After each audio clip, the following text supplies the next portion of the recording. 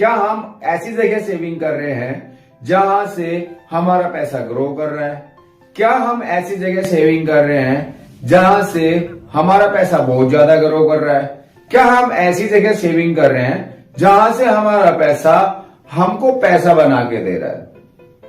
सारी चीजें डिफरेंट है। और हमारा पैसा जब हमको पैसा बना के देता है, इट मीन्स वो होते हैं इन्वेस्टमेंट हमने सही जगह पे की है। चाहे कोई कितनी भी यहां से अर्निंग कर रहा है, वो अपने पैसे से एक बड़ी वेल्थ कैसे क्रिएट कर सकता है, एक बड़ी अमाउंट तक वो कैसे पहुंच सकता है, ये सारे बड़े इजी स्टेप के साथ इस वीडियो में बताया जाए।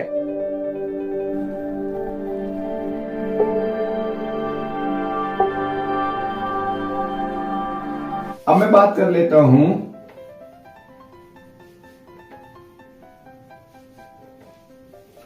इन्वेस्टमेंट। अब इन्वेस्टमेंट से पहले एक चीज आती है, अगर हमने अपने पैसे को क्या करना है, सेव करना है, अपने पैसे बचाने हैं। चाहे कोई बंदा 10,000 की जॉब कर रहा है, चाहे कोई बंदा 50,000 की कर रहा है, चाहे कोई 5 लाख की कर रहा है, हर इंसान को सेव करना पड़ता है, अपना पैसा बचाना पड़ता है। और वो अपनी बचा के थोड़ा थोड़ा पैसा बचा के एक अच्छी वेल्थ, एक अच्छा बड़ा अमाउंट कैसे बनाता है, सिंपल आसान और भाषा में समझिएगा। अगर पैसा इन्वेस्टमेंट करेंगे तब हमारे पास बचेगा। तो बचने का फार्मूला क्या है, मैं हर अपने वीडियो में आपको बताता हूं कि भाई बिना फार्मूले के जिंदगी आरामदारी से नहीं जी जा सकती। फार्मूला हमने नहीं लगाया तो बड़ा डिफिकल्ट हो जाता है। ठीक उसी तरह से जिस तरह से इंसान मैथमेटिक्स के सवाल में फार्मूला लगाता है और वो आसानी से हल हो जाता है, ठीक उसी तरह से यहां पे भी जिंदगी में फार्मूले लगते हैं जिंदगी को आसान बनाने के लिए। लोग क्या करते हैं, ये फार्मूला है किसका, पैसे बचाने का, बट बचते नहीं है। क्योंकि ये फार्मूला किताबों में पढ़ाया जाता है कि भाई ये फार्मूला सही है, लेकिन जहां पे किताबों में पढ़ाया जाता है ये ग्राउंड में आकर फेल हो जाता है। ये सारा का सारा गलत है, रॉन्ग है, गलत है, रॉन्ग है। अब करेक्ट क्या है, करेक्ट भाई ये है, अगर बंदे की जितनी भी इनकम है, इनकम में से क्या हुआ, इन्वेस्टमेंट जितना करना है उतना माइनस पहले कर देना है। क्या करना है, इन्वेस्टमेंट के पैसे जितना उसने इन्वेस्टमेंट करना है उतना उसने माइनस कर देना है। फिर अपने एक्सपेंसेस रखने हैं। क्या रखने हैं, एक्सपेंसेस रखने हैं, अपने खर्चे। 15,000 रुपए है और आपने 15,000 में से 2,000 हर महीने इन्वेस्टमेंट करना है कहीं पे, तो वो अपना 2,000 रुपए इन्वेस्टमेंट कर दीजिएगा। उसके बाद में आपके पास जो ये 13,000 रुपए बचते हैं, इसमें से अपने खर्चे करने हैं। और हम अपने खर्चों के साथ समझौता नहीं करते, हम समझौता करते हैं इन्वेस्टमेंट के बाद, इन्वेस्टमेंट के साथ में। और जब हम इन्वेस्टमेंट के पास में समझौता करते हैं तो लास्ट में कुछ बचता ही नहीं है। हम प्लान करते हैं, अब जो तो हम यहां पे इन्वेस्टमेंट जो करते हैं वो करते कहां पे है, कहां पे इन्वेस्टमेंट करता कहां पे है। इन्वेस्टमेंट पता हो तो इंसान करे ना, इंसान को नॉलेज नहीं है। जिन लोगों को नॉलेज है इन्वेस्टमेंट करने की, वो बहुत सारा पैसा बना रहे हैं। जिन लोगों को नॉलेज नहीं है इन्वेस्टमेंट करने की, वो उनको पता ही नहीं, उनका पैसा आराम से सोया हुआ है। अपने पैसे को लोग काम पे नहीं लगा पा रहे हैं, इसलिए यहां पे इतना बड़ा फ्लैक्शन हो जाता है। एक बंदा बहुत वेल्थी बन जाता है, एक बंदे के पास पैसा भी नहीं होता है। इन्वेस्टमेंट से बात आती है, बंदे के पास जो पैसा बंदे ने सेव किया है वो कहां पे ध्यान आता है, वो सबसे पहले तो किसका ध्यान आता है, बैंक का। किसका ध्यान आता है, बैंक का। अब उसका पैसा बैंक में है, यदि उसने कुछ सेविंग कर रहा है तो उसका पैसा बैंक में है, तो वो कहां पे होगा, वो पड़ा होगा सेविंग अकाउंट में, वो पैसा रखा होगा। इतना ही होता है। अब सेविंग के अलावा कोई थोड़ा सा इससे चतुर इंसान होगा, वो उसका जो पैसा है वो 1 साल तक यूज में नहीं आ रहा है, तो वो इंसान उसकी क्या करा देता है, एफडी करा देता है। उसके बाद में वो पैसा अपना दूसरा कहां पे इन्वेस्ट कर देता है, यदि आरडी करा देता है। कुछ उससे समझदार लोग होते हैं वो पीपीएफ करा लेते हैं। अब फर्क देखना, ये सारी की सारी चीजें ये इन्वेस्टमेंट कहां कर रहा है, कौन कहां से हो रहा है, एक बैंक से कर रहा है, बैंक से हो रहा है सारा। बना लेते हैं जिनके पास अच्छा पैसा होता है वो लोग क्या करते हैं, अपनी वेल्थ को कहां इन्वेस्ट कर देते हैं। कुछ लोग रियल स्टेट में इन्वेस्टमेंट कर लेते हैं, कुछ लोग गोल्ड में इन्वेस्टमेंट कर देते हैं, कुछ लोग यहां पे LIC में इन्वेस्टमेंट कर देते हैं। But LIC not a investment, LIC एक लाइफ इंश्योरेंस कॉर्पोरेशन इस कंपनी है, ये इंश्योरेंस प्रोवाइड करती है और इंश्योरेंस में और इन्वेस्टमेंट में फर्क होता है। बट आज की डेट में इन्फ्लेक्शन रेट इतना है, अगर LIC इनके बराबर LIC दे देती है और साथ में इंश्योरेंस भी दे देती है। बट मैं यहां पे आज इसका टॉपिक नहीं है, LIC का टॉपिक नहीं है, या यहाँ पे इंश्योरेंस का टॉपिक नहीं है, टॉपिक है इन्वेस्टमेंट का। ये कभी एक अलग टॉपिक में हम डिस्कस कर लेंगे इसके बारे में। तो हम यहाँ पे बात करें तो कुछ लोग यहाँ पे इन्वेस्टमेंट करते हैं, बट ज्यादातर लोग यहाँ पे इन्वेस्टमेंट कर देते हैं। और यहाँ पे आता कितना है, यहाँ पे आता कितना है, ये 1.5 से लेके 2% तक ये क्या करता है, रिटर्न देता है। ये 5% का 5% रिटर्न दे देता है, ये 4.5 के और 5 के बीच में देता है। सेम ऐसे ही ये 4.5 और 5 के बीच में ये रिटर्न देता है। PPF कुछ लोग समझदार होते हैं, PPF 6 से 7% के हिसाब से, क्या परसेंटेज के हिसाब से रिटर्न दे देता है। इतना रिटर्न हम एक्सेप्ट करते हैं, बट हमें इस रिटर्न से कुछ नहीं मिलता।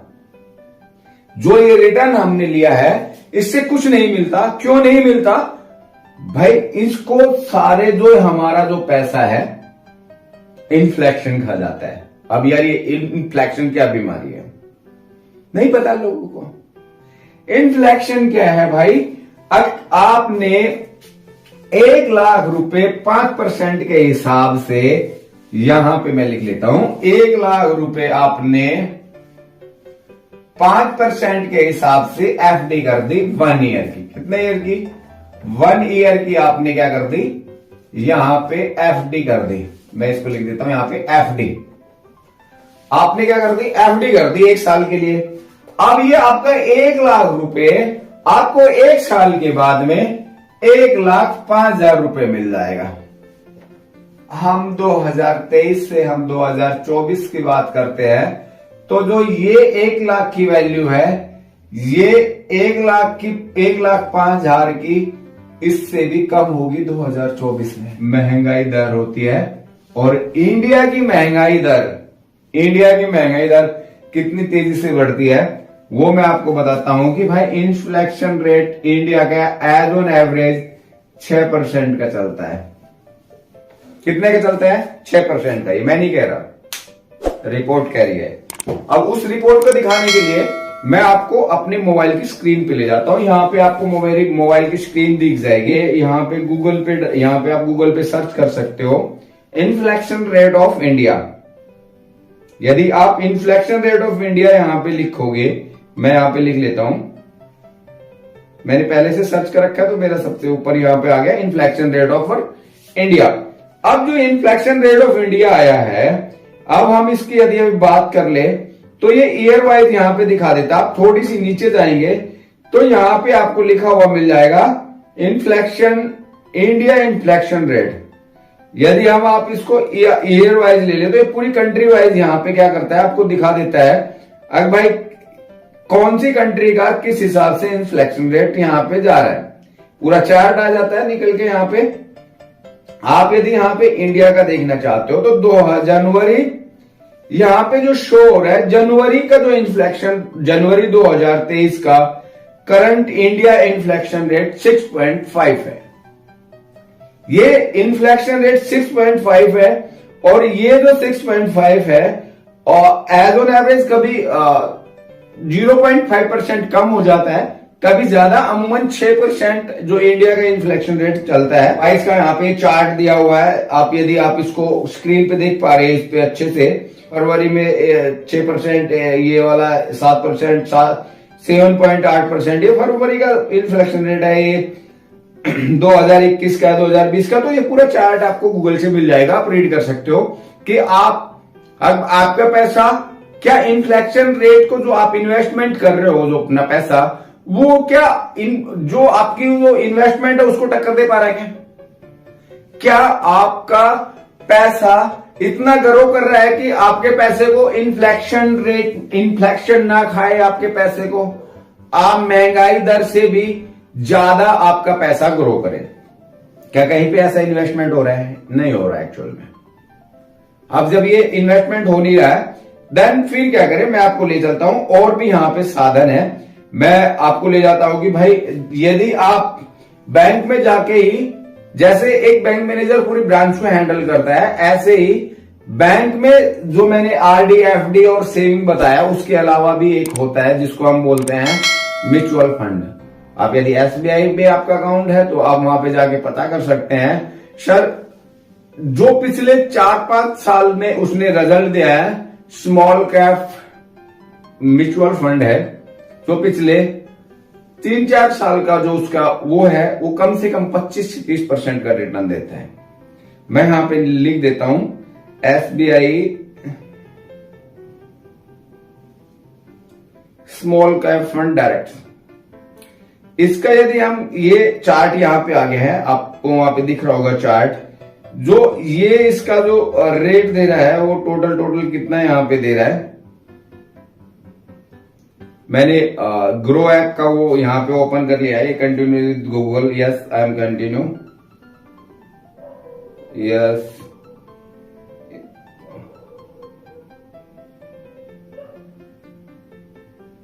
ये देख लो, यहां पे स्मॉल कैप डायरेक्ट फंड आपको लास्ट 3 इयर्स एनुअल का जो यहां पे दे रहा है वो 27.57, मतलब आपको 25% से भी ज्यादा का रिटर्न मिल रहा है। अब सोचो कहां आपको 5% मिलता है, और 5% के रिटर्न से आप कितना वहां पे आते हो और यहां पे कितना रिटर्न मिलता है।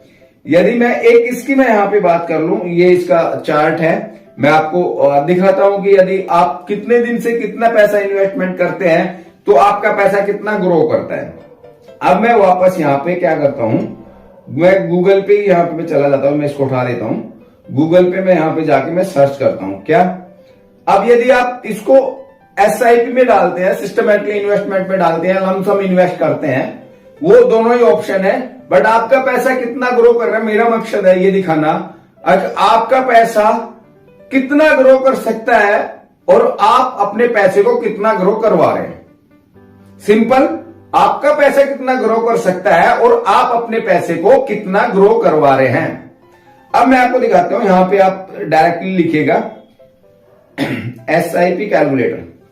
जब आप एसआईपी कैलकुलेटर आप यहां पे लिखेंगे तो आपके पास कैलकुलेटर खुल जाएगा।